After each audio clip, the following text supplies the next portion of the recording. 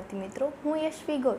આજે હું તમારો ઇતિહાસનો ચેપ્ટર 3 વૈદિક ધર્મ અને સંસ્કૃતિ 1 વિશે ભણાવવા જઈ રહી છું।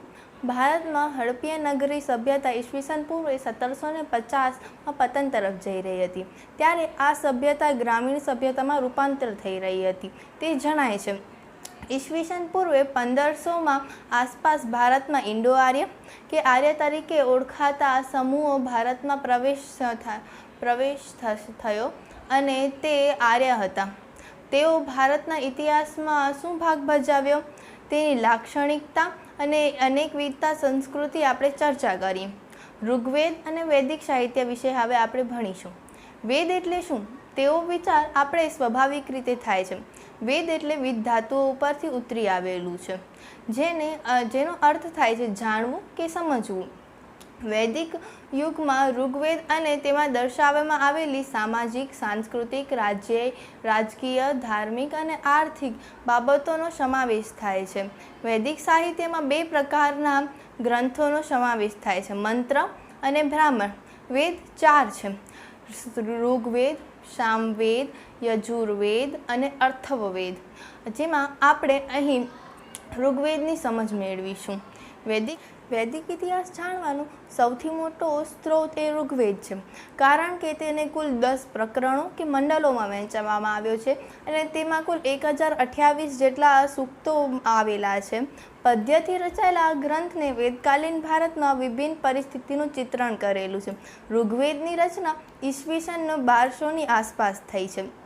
હવે આપણે જણાય છે કે તેમાં કુલ સૂક્તો 1028 છે અને તેની રચના ઈસવીસન પૂર્વે 1200ની આસપાસ થયેલી છે અને તે કુલ 10 પ્રકરણો કે મંડલોમાં વહેંચાયેલું છે। આર્ય મૂળભૂત રીતે ઈસવીસન પૂર્વે 4000ની આસપાસ દક્ષિણ રશિયાના યુરેશિયા અને સ્ટેપીઝના મેદાનોમાં વસતા હતા। તેના પુરાતત્વીય પ્રમાણ પ્રાપ્ત થયા છે। પશુપાલન સાથે સંકળાયેલા આ પ્રજા ઘાસચારાની તંગીના કારણે સ્થળાંતરિત થઈ।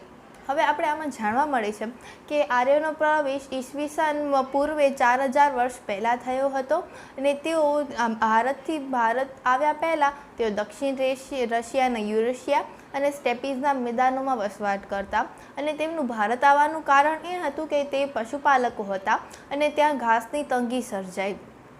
તે પછી તે મધ્ય એશિયામાં જુદી જુદી ટોળીઓમાં આવી। ઈસવીસન પૂર્વે 1500ની આસપાસ હિન્દુકુશ પર્વતમાળાના ખૈબર ઘાટ માર્ગેથી તેઓ ભારતમાં પ્રવેશ કર્યો।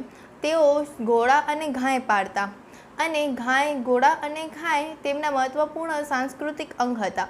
આ ઉપરાંત તેઓ માટીના વાસણોની કલા પણ જાણતા હતા।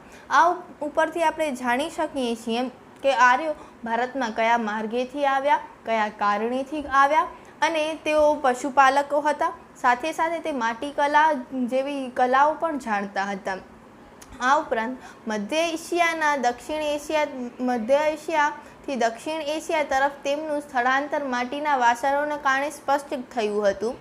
આર્યો કોણ હતા તેમના વિશે પ્રચલિત અનેકવિધ વિચારધારણામાં લોકમાન્ય તિલક અને સ્વામી દયાનંદ સરસ્વતીની માન્યતા તેમને ઉત્તર ધ્રુવ અને તિબેટ ઉતરી આવ્યા હતા તેવું જણાવે છે, જ્યારે મેક્સ મુલરના આર્યોનું મૂળ સ્થાન મધ્ય એશિયા હતું તે જણાવે છે। આવનાર આ પ્રજા અનેક વર્ષોના સ્થળાંતર બાદ જુદા જુદા સમૂહમાં ભારતમાં પ્રવેશી। ભારતમાં અન્ય લોકો સાથે તેમના સંપર્ક પણ થયા। પરિણામે આર્યોની વૈદિક સંસ્કૃત ભાષા સંપૂર્ણ ઉત્તર ભારતની મુખ્ય ભાષા બની, જેનું સૌથી શ્રેષ્ઠ સ્વરૂપ વૈદિક સાહિત્ય છે।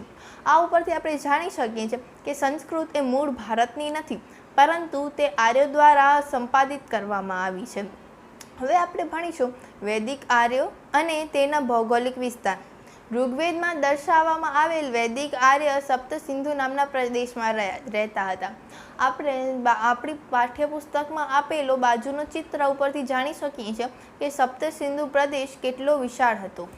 સપ્ત સિંધુનો અર્થ થાય છે 7 નદીઓ ધરાવતું ક્ષેત્ર। જેમ પંજાબનો અર્થ થાય છે 5 નદીઓ ધરાવતો ક્ષેત્રો, એ રીતે સપ્ત સિંધુના નામમાં જ તેનો અર્થ છે। આ 7 નદીઓમાં સિંધુ, બિયાસ, ઝેલમ, રાવી, ચિનાબ, સતલુજ અને સરસ્વતી, તેની સાથે સાથે તેઓ અફઘાનિસ્તાન, કુંભા નદીથી પણ પરિચિત હતા. આ ક્ષેત્રમાં ઋગ્વેદ કાળના લોકો નિવાસ કર્યો, નાના મોટા યુદ્ધો કર્યા અને ઘાસચારાના શોધમાં સ્થળાંતર પણ કર્યું. તેઓ ધીરે ધીરે પૂર્વ તરફ વધતા રહ્યા અને વેદકાળ પૂરો થતાં એટલે કે ઈસવીસન પૂર્વે 1000ની આસપાસ ઉત્તર પ્રદેશ અને બિહારની આસપાસ પહોંચ્યા. વેદકાલીન રીત રિવાજો.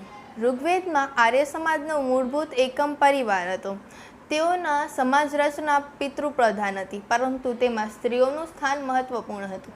આ ઉપરથી આપણે જાણી શકીએ છીએ કે આર્ય સમાજની વેદકાલીન વ્યવસ્થા હજી પણ ચાલી આવે છે, જે પ્રમાણે આજે પણ પિતૃપ્રધાન કુટુંબ જોવા મળે છે, પરંતુ સ્ત્રીઓનું સ્થાન ઊંચું અને મહત્વપૂર્ણ હોય છે. એક પત્નીવ્રત ધર્મ હતો. સ્ત્રીના લગ્ન પરિપક્વ ઉંમરે થતા પરિવારનો એક વિશાળ જનસમૂહનો ભાગ હતો, જેને વિશ અથવા તો વંશ કહેવામાં આવતો. જન સૌથી મોટો સામાજિક એકમ હતો. એક જ વંશના લોકો લોહીના સંબંધથી જોડાયેલા રહેતા. વર્ણ વ્યવસ્થા કે જાતિ વ્યવસ્થાનો ઉલ્લેખ મળતો નહીં. સમાજના સમતાદર્શી હતો. વ્યવસાય જન્મ પર આધારિત ન હતો. પરિવારમાં રહેતા જુદા જુદા સદસ્યો જુદા જુદા વ્યવસાય કરી શકતા. આર્યો ગોરા વર્ણના હતા, ઊંચા અને ખડતલ હતા. રાજ્યનું સ્વરૂપ કબીલાઈ પ્રકારનું હતું. ઋગ્વેદ સમાજનો રાજાને રાજન કહેવામાં આવતો. વર્ણ વ્યવસ્થા કે જાતિ વ્યવસ્થાનો ઉલ્લેખ જોવા મળતો નથી. સમાજ સમતાદર્શી હતો. વ્યવસાય જન્મ પર આધારિત ન હતો. પરિવારમાં રહેતા જુદા જુદા સદસ્યો જુદા જુદા વ્યવસાય કરી શકતા. આર્યો ઘોડા વર્ણના, ઊંચા તથા ખડતલ હતા. રાજ્યનું સ્વરૂપ કબીલાઈ પ્રકારનું હતું. ઋગ્વેદકાલીન સમાજમાં રાજાને રાજન્ય કહેવામાં આવતું. મહિલાઓ સ્થાન સમાજમાં અત્યંત સન્માનજનક હતું. તેઓ રાજકીય કાર્યોમાં પણ ભાગ લેતી. તેમને વિદ્યાભ્યાસ કરવાનો અધિકાર હતો. તેઓ સ્વતંત્રતાપૂર્વક પોતાનો મત આપતી. અપાલા, ઘોષા, લોપામુદ્રા, ગાર્ગી અને મૈત્રી જેવી વિદુષી મહિલાઓ ઋગ્વેદને ઋચાઓમાં રચવામાં પણ મહત્વપૂર્ણ ફાળો આપતો. વર્ણ વ્યવસ્થા કે જાતિ વ્યવસ્થાનો ઉલ્લેખ જોવા મળતો નથી.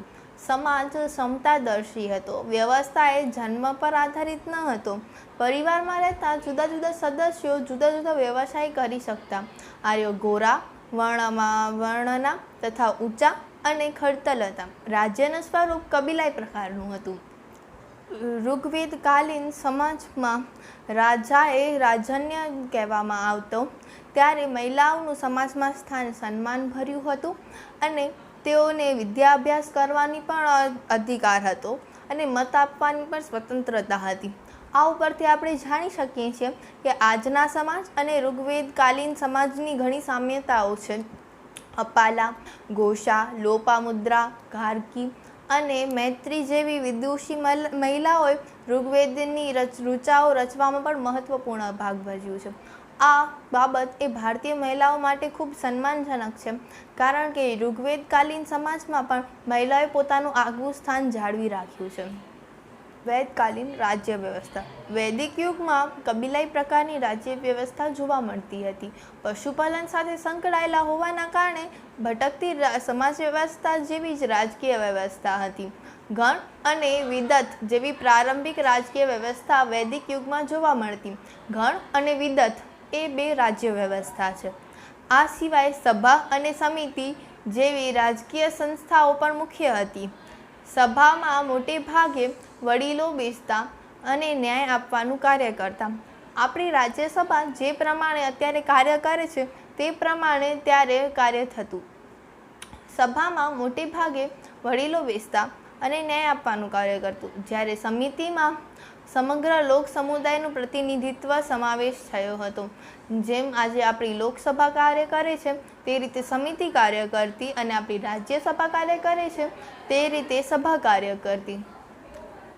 સભા અને સમિતિમાં ખાસ કરીને યુદ્ધોનું આયોજન, યુદ્ધોમાં મળેલી ચીજ વસ્તુઓની વહેંચણી અને ધર્મને ન્યાય અને ધર્મને લગતા કાર્યો પણ કરવામાં આવતા અને તેના ઉપર વિચારણા થતી. મહિલાઓ પણ આ રાજકીય સંસ્થામાં જોડાતી અને રાજતંત્રમાં મહત્વપૂર્ણ ભાગ ભજવ્યો. રાજાનું સ્થાન વંશ પરંપરાગત ન હતું, તેની ચૂંટણી કરવામાં આવતી. રાજાને રાજન્ય કહેવામાં આવતું. પુરોહિતનું સ્થાન રાજાને સલાહ સૂચન આપવાનું હતું. પુરોહિત અર્થાત આપણે વજીર પણ કહી શકીએ, જે રાજાને સલાહ સૂચન આપે અને તેનું સારું વિચારે, તેનું ભલું વિચારે. રાજાને રોજબરોજના કાર્યમાં મદદ કરવા માટે સેનાની એટલે સેનાપતિ, કુલપ એટલે કુટુંબનો વડો અને ગ્રામીણ એટલે ગામનો મુખી જેવા આગેવાન રહેતા. આ બધા વિશે ઋગ્વેદમાં આપણે માહિતી મળે છે. રથ બનાવનારનું સામાજિક સ્થાન ખૂબ જ ઊંચું હતું, કારણ કે રથ એ મુખ્ય હતો. યુદ્ધો લડવામાં રથ એ ખૂબ જ મહત્વપૂર્ણ કાર્ય કરતો, તેથી રથ બનાવનારનું સામાજિક સ્થાન બહુ ખૂબ મહત્વનું હતું. લોકો રાજાને કર સ્વરૂપે ભેટ સોગાદો આપતા.